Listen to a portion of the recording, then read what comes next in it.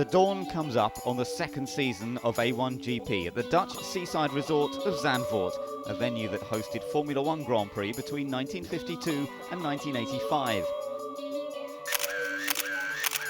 A1 TV commentator John Watson raced here many times, battling for the lead of the 1976 event with James Hunt and scoring a podium in his last race here in 1983. It's a circuit I enjoyed racing on, round the sand dunes of the seaside town, but it still looks to have the same basic flow and nature of corners that I enjoyed, and I'm looking forward to go back out on track. Driving the powerful A1GP car will need a reasonable level of fitness. I haven't been in the gym flogging myself for week upon week upon week, but I do my own exercises. And John has concentrated on detailed preparation. Principally get a larger pair of overalls, and that's about it.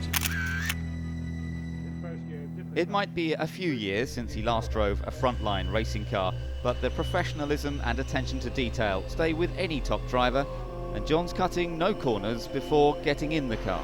Well, there's only one way to treat driving a racing car, that's seriously, and you must treat it with respect. As he sets forth onto the track, let's find out what defines this circuit from a driver's point of view.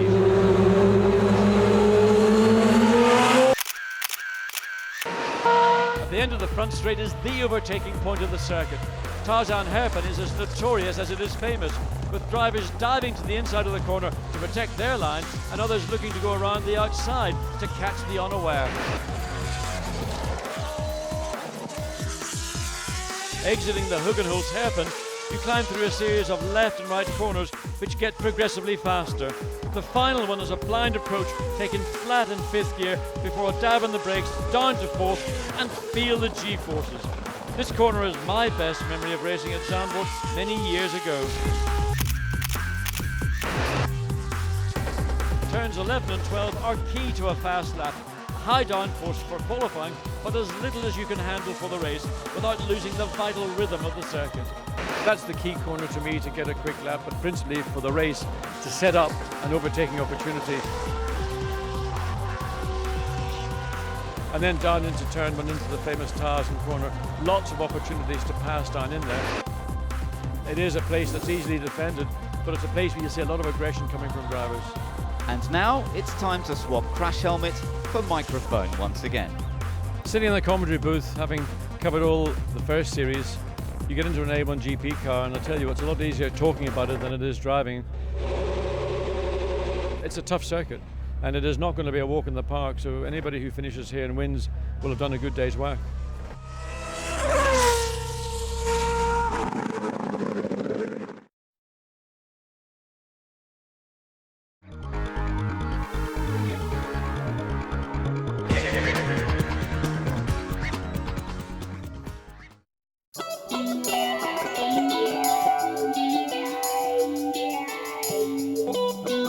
Brno Autodrome nestles in the countryside in the Moravian region of the Czech Republic. It's an absolutely beautiful setting, but what is it like as a racetrack?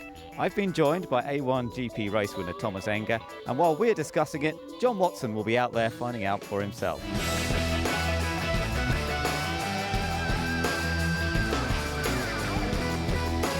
I'm 60 years of age, I should know better, shouldn't I? Thomas, tell us first of all about turn one. You're heading across the start-finish line, 165 miles an hour or so. What's it like going into that first corner? What's the approach? Well, after the start-finish straight, you obviously reach the maximum top speed at this track, which is 160 miles per hour. Then you shift down 2 gears, brake slightly, into the corner, and then go 100 miles per hour to turn one. From turn one and the kink at 2, the driver tackles the left and right at 3 and 4. Then it's all downhill into the stadium section. Now, Thomas, he's coming into this left-hander. Do you need to keep it tight through this one, or is it better to go out wide and then cut back? No, you actually keep it tight at the entry and then at the exit as well. So as short as possible line, the fastest it is. So what do you reckon on John's performance so far? Not bad for an old boy, is it really? I think John is doing very well. So far the line is pretty good, I would say. Now approaching the lowest point, this is where the steep climb begins. Turn 11, turn 12, left and right. You need to keep the car left as much as possible to have a good exit, to have good speed, because it's a very steep uphill acceleration before turn 12. And do you reckon you're going to be using the power boost up on that section? I believe that's one of the parts where you're going to use it. So overtaking a possibility perhaps? Before the last couple of corners, there will be a possibility for sure. So that's the lap, dipping and rising through the trees, powering its way on a 3.3 mile switchback roller coaster, providing a challenge for young and mature alike. So John, what do you make of this place then?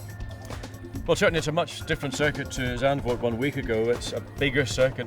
It's a lot wider. I mean, it's the width of almost like a 4-lane M25. Because it's so wide, it'll give drivers options and choices as to how they want to approach an overtaking car or the corner itself.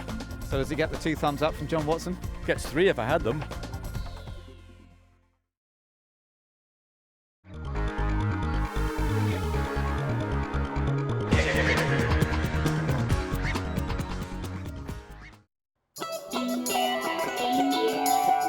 This is normally just another street in Beijing, but not this weekend.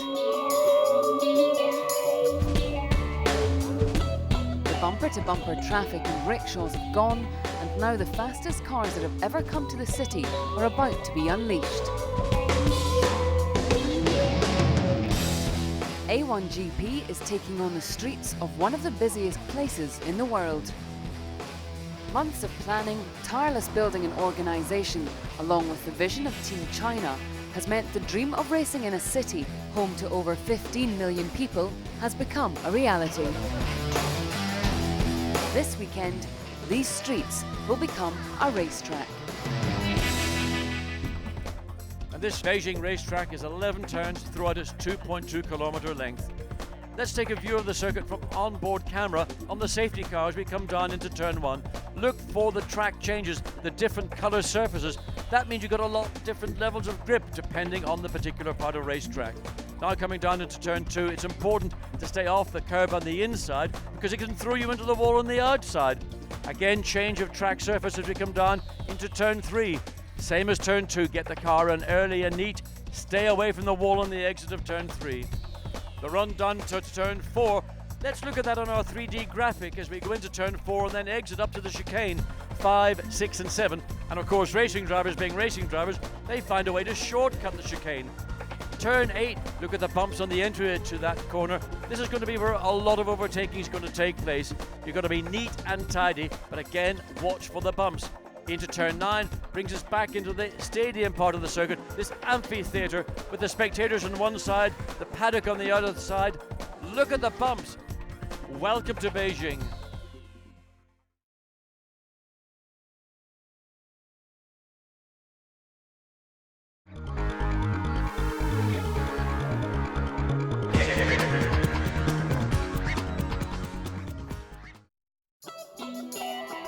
Opened in 1999, the Sepang International Circuit firmly put Malaysia on the map of world motorsport venues.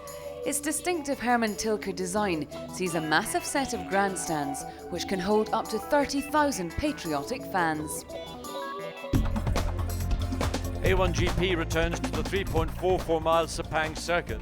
This time I get to drive a lap in the A1GP car to find out for myself the character of this wonderful 15-corner racetrack. After crossing the start line, the approach to turn 1 provides the first overtaking chance. Stay tight in the inside of the corner or go around the outside if you're brave. Turn 2 drops away abruptly at the apex and sets up your exit speed on the run up to turn 4. Turn 4 is the second clear overtaking opportunity. Taken in second gear, you can take lots of curb at the apex, then free up the car for a good exit speed.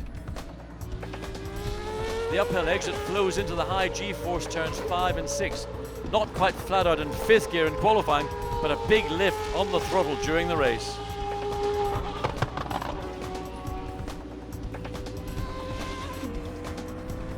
A short straight follows before the double right-hand turns 7 and 8, which should be blended into one. Then you begin the drop downhill for the hairpin turn 9. Watch out for ill-judged passes at this part of racetrack. Second, third, 4th gear, climbing to turn 10 and on to turn 11. A difficult apex to see until you're upon it. Downhill again to the most challenging part of the circuit, turns 12 and 13. And the body language of the A1GP cars will say it all. Turn 14 is the penultimate and most important corner at Sepang. Approached while still exiting turn 13, you need to look across the corner to locate its apex. Too wide and you'll miss it, too tight and your exit speed will suffer. A top speed of 270 kilometers per hour into the final corner, turn 15.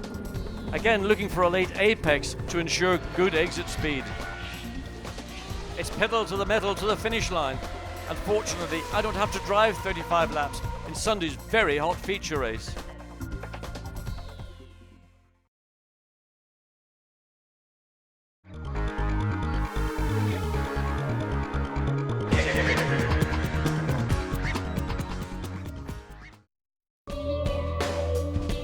Nestled in the Indonesian countryside, the Sentul circuit was opened in 1992 with the aim of putting Indonesia on the world map of motorsport. The circuit has hosted MotoGP, F3 and this, the second visit of A1GP. Multiple surface changes require extra concentration by drivers as grip levels vary. Let's hear from John Watson, who's behind the wheel of the A1GP car.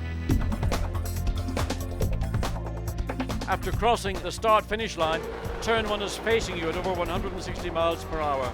Down to 4th gear on the entry and 5th gear on the exit takes you through the flat-out turn 2, the fastest corner at Sentul.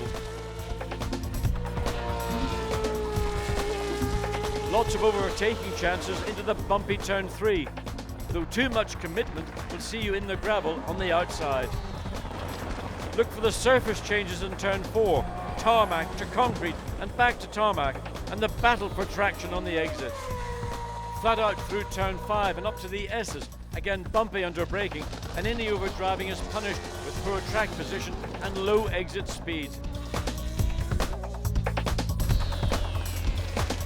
Turns 8 and 9 are a faster version of the S's, satisfying for the driver, but the aggressive track surface still needs to be considered. A short sprint up to turns 10 and 11, which are key to your lap time, as well as setting you up for any overtaking thoughts you may have upon entering the start-finish straight.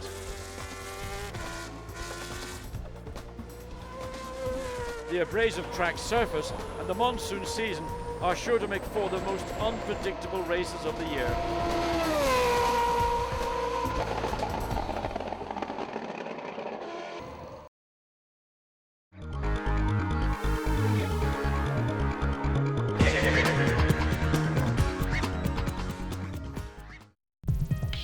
The circuit at Taipo has had many faces and was first opened in the late 1960s. The version A1GP is racing on is so new it was only finished last week. Gravel traps of volcanic rock are an interesting addition to the circuit, and a new pit complex and longer racetrack means that top-class motorsport can return to New Zealand. 3.5 kilometres in length, 14 turns, and on the run down to turn 1, watch for the pit lane exit on the outside of the corner. Down to 2nd gear, hug the curb all the way around, and then it's a short squirt up to turns 2 and 3. Bit of camber going into 2, then the quick change back to turn 3. That leads into turn 4. It's a decent corner, 3rd gear again, but let the car drift out to the outside of the circuit, and then you're hard on the brakes for turn 5. This corner claimed many victims throughout the practice sessions here at Taipo. Then it's slightly downhill into the 2nd gear, turn 7. From here on, the racetrack begins to open out, a little bit more speed and too much quicker corners. Accelerate up now through the flat out turn 8, the left hand turn, then the tricky turn 9. So dab on the brakes, maybe down a gear. 2nd quickest part of the racetrack now, and you run up into turn 11. This is the long left-hand corner, critical on the exit because speed off the corner will determine your top speed down the 800 meters straight. Fighting for traction on the outside of the corner and stay off that curb. Look out for the bump in the middle of the straight, which leads you into turns 12, 13 and 14, the final complex. All the overtaking is going to take place into turn 12. Too fast and you're going to compromise this part of the racetrack. Turn 14 is the final corner. Fighting for traction on the exit of the corner and down this final short start-finish straight.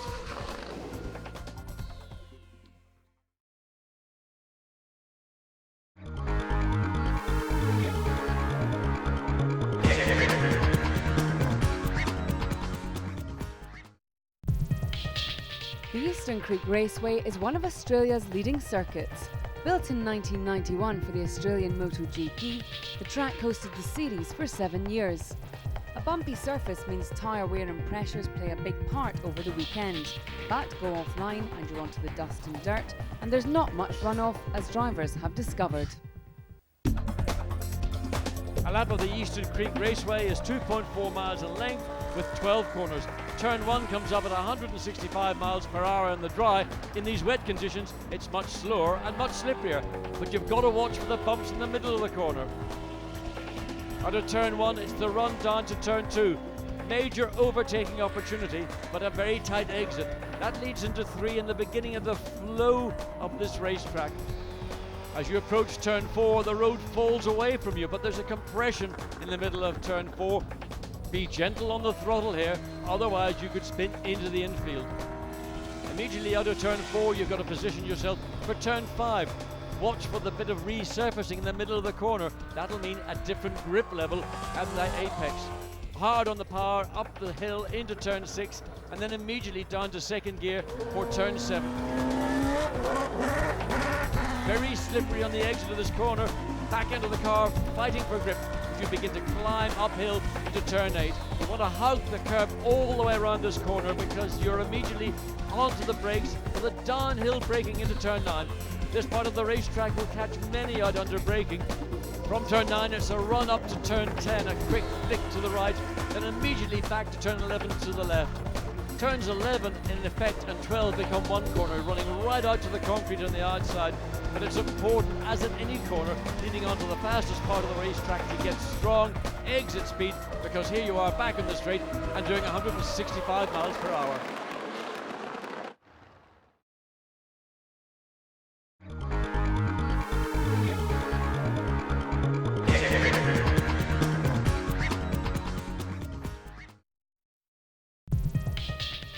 The street circuit of Durban is one of the toughest on the A1GP calendar. There are plenty of typical street traps ready to catch the drivers out. Drain covers, solid curbs and uncompromising walls, to name but a few.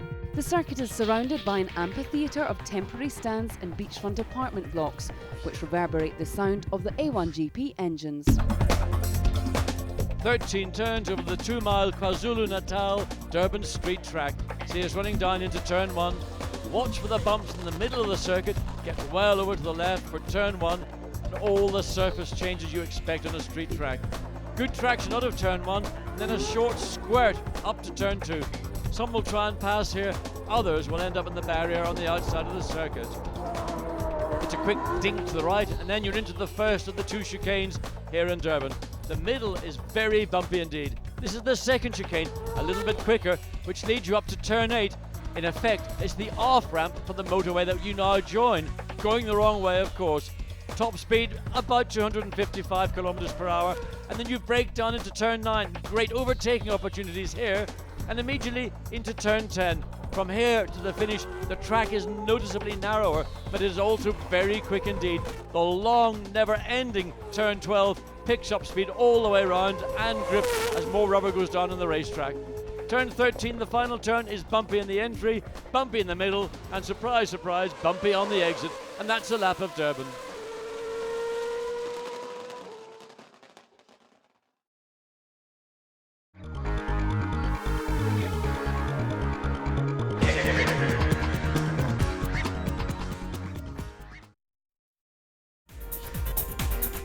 The historic Autodromus Hermanes Rodrigues is a little space of tranquility in what is the world's 3rd largest city.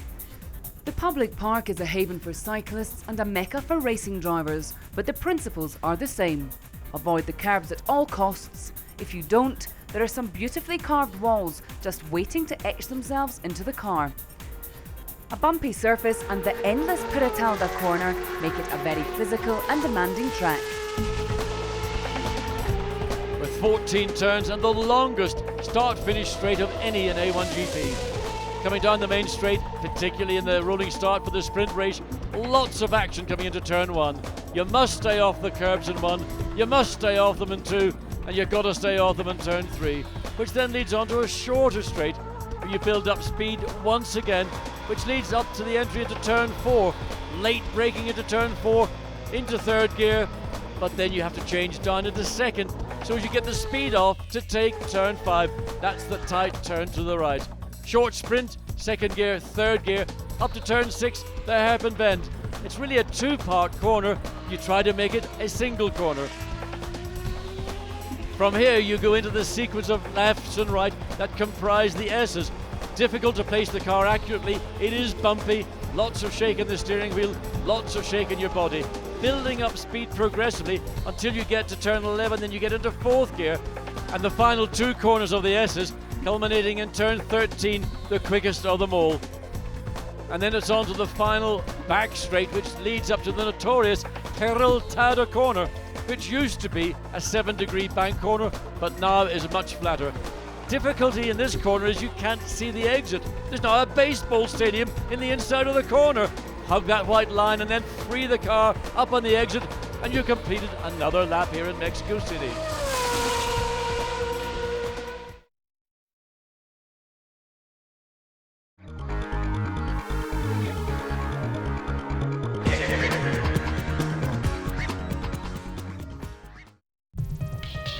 This top-class facility was designed by the renowned circuit designer Herman Tilker. It's a picture of colour, with bright stands and rooftops in the shape of lotus leaves. The circuit itself has a mixture of fast sweeping corners and tight bends, and in some places the track falls away.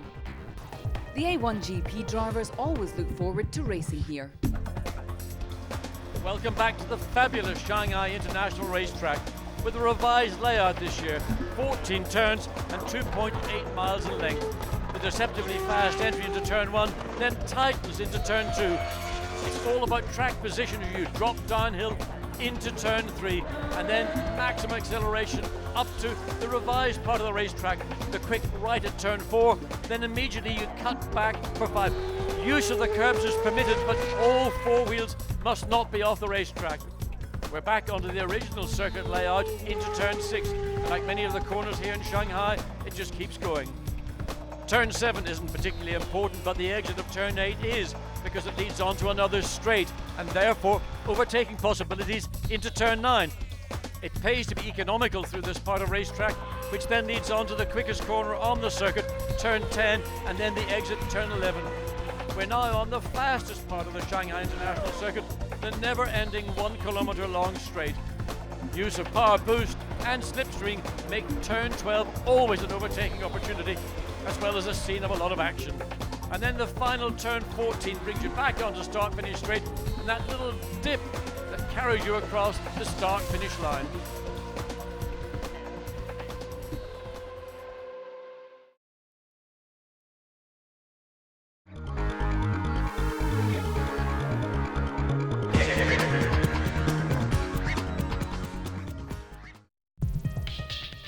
This weekend, a very modern motorsport series comes to a very historic circuit. Brands Hatch will provide a whole new challenge to the drivers. Sweeping corners and bends over the rolling hills provides plenty of opportunities for thrills and spills, but get it right and you can have the lap of your life. And I've had many laps of my life on the brilliant Brands Hatch Grand Prix circuit. Coming across start-finish line, you climb uphill into the first major challenge, Haddock Hill Bend. It's like being an abseiler dropping off the edge of the cliff, plunging down into the compression, then back up the hill into Druids Bend. Keep the car neat and tidy on the entry, and then on the exit just release the car, oversteer, I don't want that. Then it's downhill into Graham Hill Bend. Again, it's easy in the entry, then get a good drive off the corner. Short straight now up to Surtees Corner. Again, an overtaking opportunity, but you have to be committed to go down the inside. The exit of Surtees leads on to the fastest part of the Brands Hatch Grand Prix circuit. That's the plunge down Hawthorne Hill and up into Hawthorne Bend. 160 miles an hour at the bottom of the hill. Quick flick down to 5th gear. Early entry, hug the curb in the early part of the corner, and then release the car on the exit. Another short straight brings you up to the revised Westfield Bend. Careful of the bumps on the outside, and then again another downhill plunge into Dingle Dell and up the other side of the hill to Sheen Curve. Check out your reference points to get your apex correct, and suddenly you're into Stirling's Corner. 3rd gear, again easy on the exit to give good drive down this final straight into one of my favourite corners here at Brands Hatch. Clearways, let the car float over the first part of the corner, then bring it back for Clark Curve, and before you know it, another lap of Brands Hatch is complete.